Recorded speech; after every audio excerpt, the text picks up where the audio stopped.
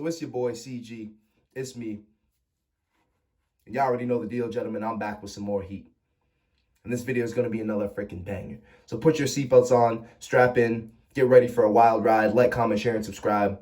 Subscribe to the Patreon, follow my gram, smash the like button, follow my Twitter, turn on y'all post notifications like I just said, and send me to the freaking moon. So this video is actually going to be really personal, really deep. And this video, actually, I needed this so I can, when I'm older, I can look back and talk to myself. And I hope y'all can get some motivation out of this video. So anyway, let's dive right into it. So, crabs in a barrel, bro.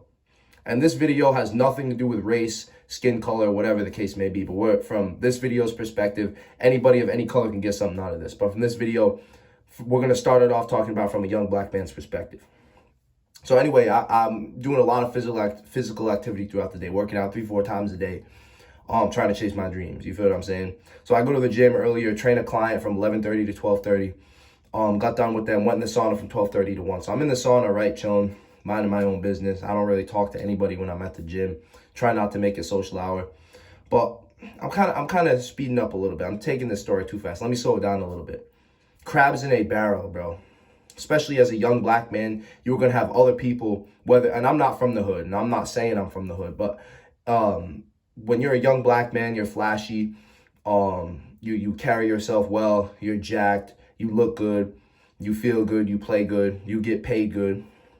People are going to be trying to pull you down, regardless of what skin color you are. But when you're black, bro, it's an even more of a burden because other black people see you when they look at you and they get jealous and they get envious because they're like, damn, why can't I get like him? So they try to pull you down, pull you back to the streets, pull you back to whatever the case may be. You know what I'm trying to say?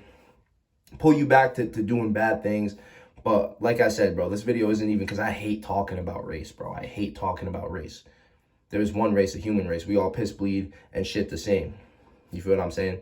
But this video has to be from a young black man's perspective because or else y'all wouldn't get the context of the video. But regardless of what color, like I just said, you are going to have people, when you're trying to chase your dreams, you are going to have haters that are going to try to pull you down. So take color out of it. F the color for right now. Think about it like this. Have you ever... And drop a comment if you relate to this. Have you ever, and drop y'all stories because I want you to interact with me. But have you ever told somebody, not even told somebody your dreams, but just talk with somebody and somebody's always trying to pull you down. Somebody's always trying to put themselves up and bring you down. Somebody's always trying to discourage your dreams and tell you what you should do, tell you what you can do, and try to sit on some moral soapbox and sit and freaking preach to the choir, talking about what you should do and put your dreams down to put themselves up. When somebody's trying to discourage your dreams and talk you out of chasing your dreams because they're projecting their own fears, their own insecurities, and their own failures onto you. Drop a comment if you ever felt that. Because I'm chilling in the sauna, right? Just got done training a client from 11:30 to 12:30. I'm going to go home, chill in the sauna from 12:30 to 1, go home, eat lunch, get back to the gym for 5, maybe take a nap, record a video, grind a little bit, go visit my grandparents, maybe take a nap, get back to the gym for 5 o'clock. Then I got to go do my own workout.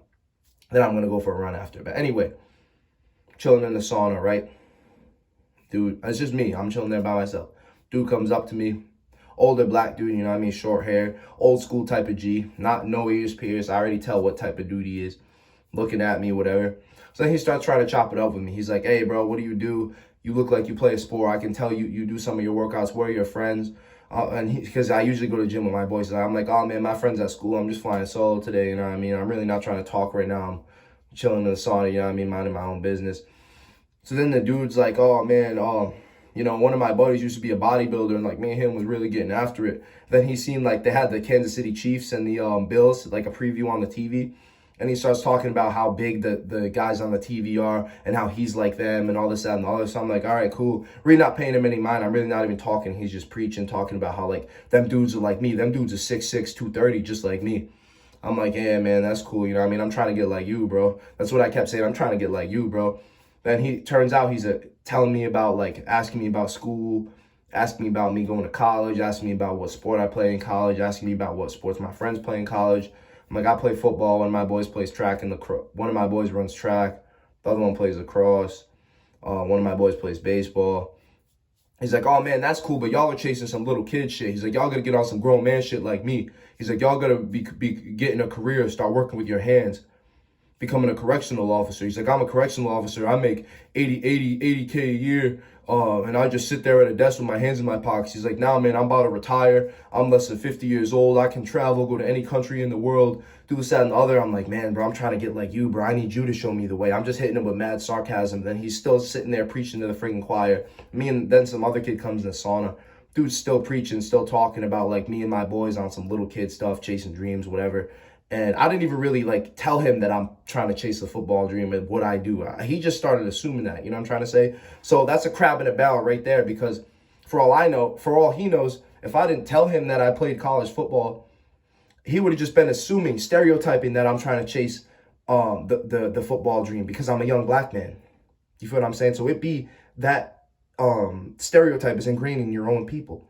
So anyway, I look at this kid in the sauna to the left of me. I look over to him. Dude's still preaching to the freaking choir. Me and the kid just look at each other and start kind of laughing. Then he's like, oh man, he's like I said, bro, them dudes at the TV. He's like, he's like, I'm not trying to talk shit or anything, but he's like, them dudes at the TV, like if you're not a LeBron James and it's not guaranteed, he's like, I wouldn't even do it. He's like, I would start going to school trying to work with your hands. He's like, the earlier you start, the earlier you'll be done and retired. And I'm like, man, I just kept saying, man, bro, I'm trying to get like you, bro. I need you to show me the way, bro. And he just kept going me. I'm just egging the dude on. But moral of the story is, bro, so then I start asking him, where'd you go to college? Where'd you go to high school? What do you do now? He's like, oh, man, I'm a correctional officer. I make it upwards of 80K a year and I'm about to retire. I'm like, man, bro, I'm trying to get like you. So then I'm like, where'd you go to college? He's like, oh, man, I went to Johnson & Wales, which is a D3 basketball team. Not to knock D3 sports in any way, shape, or form. But then he's like, oh, man, I tried to transfer to a D1 school, Providence College. PC got a decent basketball team. But he's like, I didn't really play there. He's like, they gave me the red shirt, and then I was still traveling with the team, but I just couldn't play. And then after that, I just ended up hanging it up and becoming a cop. So I'm like, man, bro, like, I'm trying to get like you, bro. I'm like, what would you recommend me do? And then he starts preaching to the choir some more. But meanwhile, I'm just clowning this dude because he's projecting his own fears and own insecurities onto me. Because he's telling me, and if my friends were in there, he'd be telling my friends, yo, hang it up, bro. You're not going to make it, bro. Hang it up, bro. Stop working. Hang it up. Go to the gym, slave away at a 9 to 5 and work for everyone else until you freaking die. And then you can retire. But little does he know, bro, is that I already have more wisdom than him. Because little does he know that even when you retire, the struggle never stops. Even when you retire, up until the day you die, the struggle never stops. You can have all the money in the world, but if you're not grinding, trying to improve, nothing matters. I don't think he knows that me and my boys will invest in money, and I probably have a bigger portfolio than he makes a year. At the age of 19, investing money in the stocks, buying crypto. He probably don't even know what crypto is. And I'm not here to sit here and compare myself to dude, but I want y'all to take the context from this video. Don't let people bring you down. Don't let people discourage your dreams. Don't let people bring you down to their level. Don't let people sit there and project their fears, insecurities, and failures onto you. That dude had tried to transfer from a D3 to a D1 school, and he failed, and he didn't start, so he quit and became a cop. There ain't no quitting me, bro. I'm gonna chase this dream till I die, bro. You watching this video should chase that dream till you die, bro. Chase that dream till you can't anymore, bro. I'm getting emotional talking about this shit, bro, because I've had so many people try to bring me down. You probably have so many people try to bring you down. But what does it hurt to lift somebody up? Whenever I see somebody in the gym that waves to me or that looks at me, I always give them a nod. How you doing, bro? You look good today, bro. Spreading positivity, helping lift people up, you're going to get that back from God and the universe tenfold, bro. God rewards people like that, bro. When you work hard, God rewards people like that, bro. Say what you want about me, my YouTube channel, my Instagram, what I post, how I talk, what I wear, whatever. But I'm one of the last dudes standing in the state with this college football stuff, bro, regardless of what you say about me. There ain't no quitting me, bro. There ain't no dog. There is a dog in me, bro. I've had so many people, family members, people that don't believe in me, bro. But that shit fuels me, bro. So I had to make this video that I'm going to go eat lunch and I'm going to go work out again, bro. And I'm going to make it 3 times today. Just because that dude, what he said is ingrained in my brain. I use it as fuel. You need to know how to take haters, bro, and not get sad and get upset about it, but realize and forgive them for them projecting their fears, insecurities, and failures onto you. And then you just need to use that and internalize it as motivation, bro. That's all you need to do, bro. Don't sit there and be sad that somebody's trying to pull you down to their level. Because what did that dude do? Then I'm sitting there and I'm really analyzing this dude on the way home. I was kind of mad at what he said. I was kind of clowning him in the sauna for what he said. But then I have to look and I have to realize what he's doing. He sees a young black dude with dreads, ears pierced, jacked, looks good, carries himself well. He sees that and he sees somebody he was not when he was younger. And he had to quit to become a cop, which is the easiest way out. Not to knock our police officers, because I have the utmost respect for our first responders. But that's an easy route to go. Oh, you don't need a college degree. You don't need a high school degree. You don't need nothing. You can be a dude off the street and go join the police academy. You can be an average Joe Blow bum off the street and go join the police academy. At least in Rhode Island. All you need is a GED to join. Then you pass the fitness test. It's like 1 mile in 15 minutes and like 40 push-ups and something like that. I looked it up. I'm like, yo, I do that on a daily basis. Because I remember somebody was trying to say that they were in better shape than me and they were joining the police academy. But that's a whole different discussion. Back on topic. Is that dude is trying to project his fears, insecurities, and failures onto me. He tried to transfer to go play basketball and chase that dream, and he failed. So he's trying to say that I'm going to fail in that football dream, that my boy's going to fail at that track dream, that my boy's going to fail at the baseball and lacrosse dream. So he's projecting that onto me. So what are you going to do about it, bro? Somebody's probably doing that to you. It could be a family member, could be your dad, could be your mom, could be your uncle, could be your grandfather. For me, it's my grandfather. But what are you going to do about it? You're going to use it as motivation, or you're going to get upset, you're going to cry, you're going to feel bad. Use it as motivation, internalize it. Don't forget what they said, but forgive them, bro. Forgive them for holding on to so much hatred and so much failure. Forgive them for holding on to so much bitterness at the world and at other people. Forgive them for holding all that bitterness and hating themselves. Because when somebody sits there and they project their fears and insecurities and failures on other people, I already know that they hate themselves and they're not happy with where they are. Little does that dude know that when he retires, the struggle never stops, the grind never stops. My grandfather, another one. I love him to death. He made me the man I am today. But he is always the one that's put me down about my dreams. We were watching the college football championship a couple weeks ago. One of my good friends on Georgia playing right now. I went to high school with him. Salute to you, bro, if you're watching this video. I love you, X, bro, for real. You inspire me to keep getting better every single day. But my grandfather told me, he said, hey, man, you know what I'm saying? Like, not even trying to sound like that, but there's so many kids that play football. It's like back in my day, nobody really played football. But now every kid, football. It's like the chances of you making it slim to none. I said, oh, okay. You know, Grandpa, you know, it is what it is. I don't say you're probably right because I'm speaking that into existence, but I internalize it. I use it as motivation. My grandfather always talking me out of chasing my dreams, always talking me out of going to the gym. You're going to get hurt. You're going to get hurt. I can hook you up at a job at the factory right now, building cars and building submarines for the military, working for somebody else, slaving away at a 9 to 5. F that, bro. I wasn't built for that lifestyle, nor will I ever be. And you are not built for that lifestyle, nor should you ever be. So chase your dreams and don't let other people bring you down.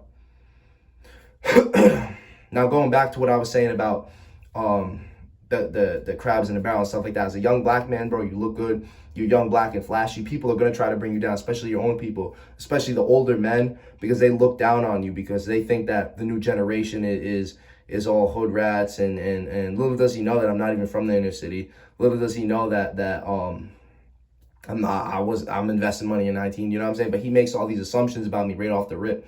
People are always going to assume things about you. That's human nature.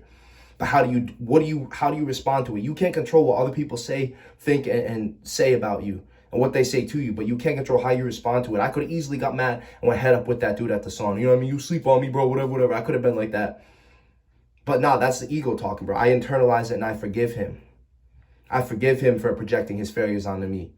Because his life must be miserable, working as a cop, working as a freaking correctional officer, making 50 grand a year working a 9 to 5. That must suck. And then to come in the gym and preach to the choir about, and to preach to younger kids not to chase their dreams, bro.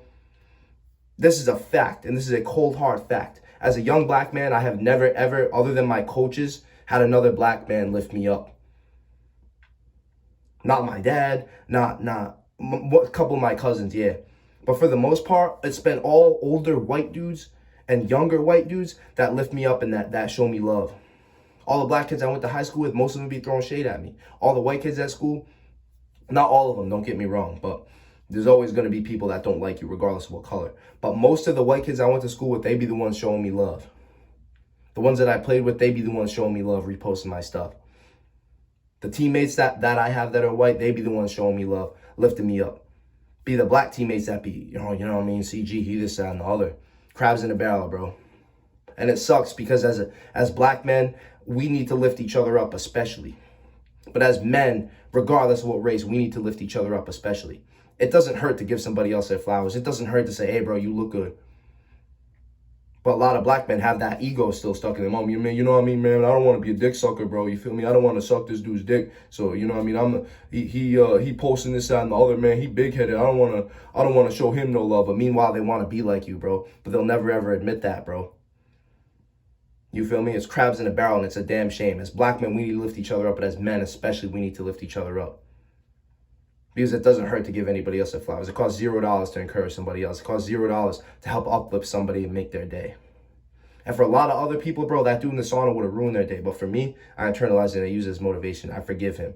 I forgive him for projecting his fairies onto me. I forgive my grandfather for projecting that small thinking mentality onto me. Because that's what he has to deal with. Those are his demons he has to fight. That he thinks he's not good enough and that he's not big time enough to go chase his dreams. Whatever those dreams were back in the old days. So use it as motivation, and I hope y'all learned something in this video. Be sure to like, comment, share, and subscribe. Subscribe to the Patreon, follow my gram, say the freaking moon, y'all. CG signing out, man.